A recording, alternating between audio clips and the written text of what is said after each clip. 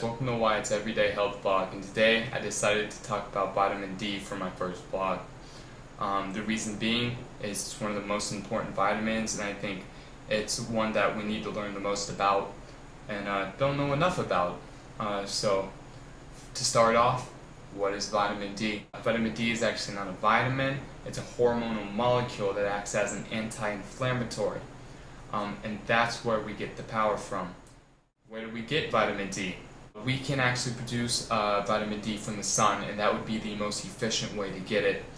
But the other alternative method would be from cod liver oil, being the most potent, sardines, tuna, salmon, and mackerel, and particularly in the skin. You can get it from salami, ham, and sausage, oysters, and fortified cereals. And then last but not least, supplements, cod liver oil. We might know where to get it, but how do we absorb it? Vitamin D is fat soluble. The thing is, not everyone can absorb fats very well, and that's why it's best to take it after you've had a fatty meal. But you can buy supplements that are emulsified if you do have trouble absorbing fats, and you can, with lipase included, and this will help you break down those fats if you have trouble. Next, ultraviolet B rays. And the more pigment you have, the more sun you have. What happens is the sun will react with the cholesterol in our skin, and it will create 7-dehydrocholesterol. That converts into inactive vitamin D. Now from there it will send to the liver, and it will configure itself in the kidneys. And that's when it is in its official form of active D hormone. Now, the biggest question, the dosage.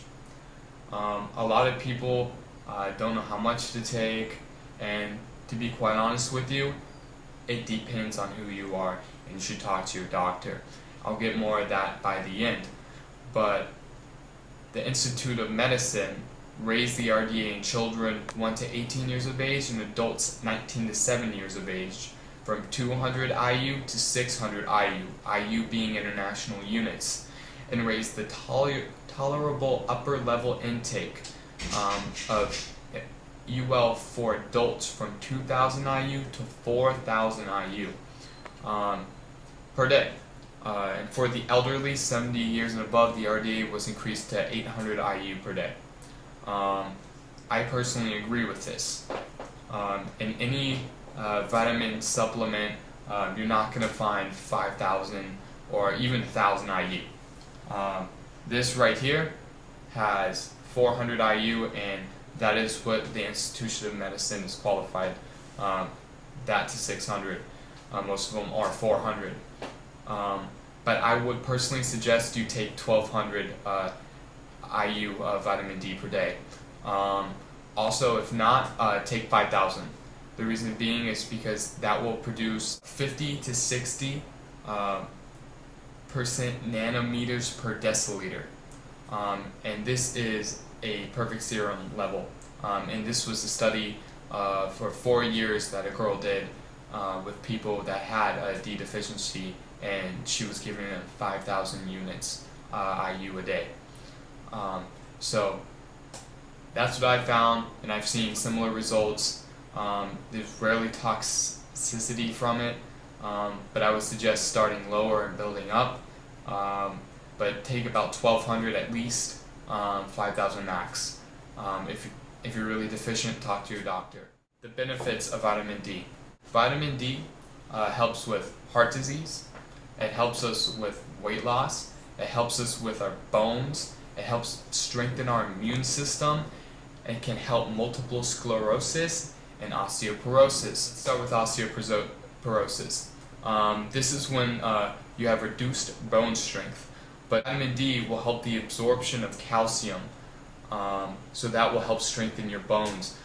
So basically a lot of people do take vitamin D with a calcium magnesium supplement with it to help absorb, and they work together very well. About 1,000 milligrams of calcium and 100 of magnesium is probably that zone you want to aim for, no higher than that.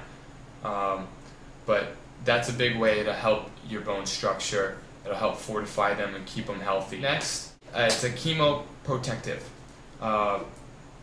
It increases extracellular G-actin, and this helps mobility and the contraction of cells during cell division. So let's talk about cancer. I'm going to tell you one reason I found why vitamin D does help cancer. It does protect you from it. There's so much research out there that you can read where this stuff really does make a difference.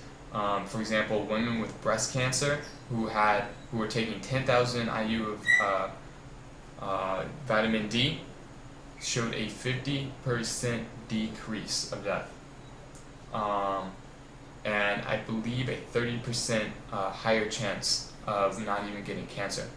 And there are very few long studies out there over like 50,000 people and for a long time where they were followed, but that was where that one was from, and there's great information on it. Go read about it. But D protects our cellular makeup. Telomeres are a cap on a part of our chromosomes, and when they age, the telomeres become shorter. And if they don't age or die, they can become damaged and mutate. This genetic damage causes cancer and screws with the genetic blueprint. But the more vitamin D, the longer the telomeres. So it calms the inflammatory responses. So it helps things regulate and not overreact. And that's what we need. It keeps everything in check, and it has a lot to do with our DNA and keeping our genetics healthy and they don't become damaged. Next, it helps multiple sclerosis, which is a chronic autoimmune inflammatory neurodegenerative. Chronic being all the time, autoimmune being the body is attacking itself, inflammatory meaning it's inflamed and the body is attacking it, neuro particularly because it degrades the myelin sheath of the nerves in our brain, and that is where the degenerative part comes in. It's anti-autoimmune and increases interleukin 10. This creates more cells to help de-inflame or inflamed areas, and it can modulate interleukin 6 and interleukin 17, which inflame the area. So it increases our interleukin 10, which will decrease the effects of interleukin 6 and 17, which inflame, which will cause less inflammatory, which helps anti-autoimmune. Our body doesn't attack ourselves, less inflamed. And as I said before, strengthens our immune system intensely. It's like a bulwark. Destabilizes the immune system by providing an increase in CD4 plus CD25 and T regulator cells, which provide that function, as well as slows autoimmune responses. As I was saying before, it modulates the cells. It will change the effects of what is actually happening. And along with that, it activates the final stage of vitamin D production in the kidneys. So the more T cells, the more vitamin D. And it's an endless cycle. But those T regulators hold the immune system's seesaw like this and keeps it in balance. They're really powerful. And we also have antimicrobial peptides, increased natural production to prevent bacteria and viruses. It upregulates cathelicidin. They are lysomes of macrophages. Macrophages eat cells and digest foreign material, as well as polymorphonuclear leukocytes, which are basically white blood cells that destroy the coat around the viruses, like poke a hole in them, and they will kill it. Also, it's good for glycemic and diabetics, because it has to do. Vitamin D regulates our insulin cells in the pancreas. It will keep them healthy. It keeps them from becoming damaged and malicious, and it will regulate the blood level, adequate blood levels of insulin. Next, calcium. Vitamin D helps the absorption of calcium. 15 times more. Also, calcium alkalizes the body and reduces acidity. You will oxidize your body to help prevent low oxygen, high acidity thriving cancer cells. Cancer cells thrive in high acidity and no oxygen areas. And where there's one, there's the other. So you can take vitamin D, which helps the absorption of calcium 15 times more, and this will alkalize the body as well as reduce the acidity, and you will oxidize. But there are some bad effects. If you have kidney or liver problems, you can exacerbate your deficiency. It's fat soluble, so you can build it up and it can be toxic, but that's like at 4,000 international units, and even then it's been safe for people and in national huge studies. I've seen people develop hypercalcemia, and this is caused by the absorption of calcium when you have too much calcium in your blood. Once again, this is where you need to talk to your doctor and get vitamin D tested and see how much you have of it in your blood, because you probably are taking too much, and that's why this happened. You're absorbing too much calcium. And it can also be caused by taking over-the-counter vitamin D. Some interesting facts. It correlates with depression. Vitamin D makes you happier. In many studies, it made people more jovial.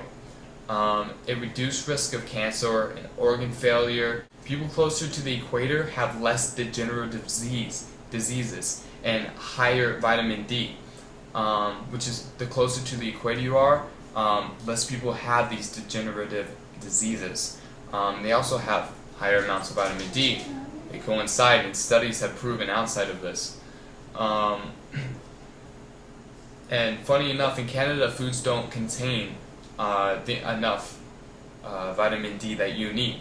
And as the dietary guidelines suggest, you should get all your vitamin D from foods. So it's the only government regulation where they require you to take a supplement, which I thought was very interesting.